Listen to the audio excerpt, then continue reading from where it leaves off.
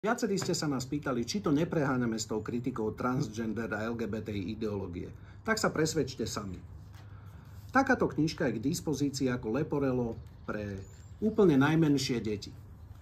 To nie je v Nemecku alebo v Spojených štátoch amerických, to je u nás na Slovensku. Odkiaľ sa berú bábätká? Tak asi máte predstavu, kde sa bábätká berú.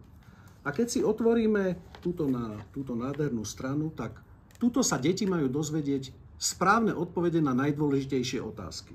Tuto máme tohto pekného pána, tehotného s brúškom, a keď si dieťa otvorí túto peknú záklopku, tak sa dočíta. Niektoré osoby s maternicou sa však považujú za mužov a žijú ako muži. Tieto osoby môžu takisto otehotnieť. A takéto ideologické kaleráby progresívci chcú našim deťom od škôlok základných škôl tlačiť do hlav. A s tými nikdy súhlasiť nebudeme.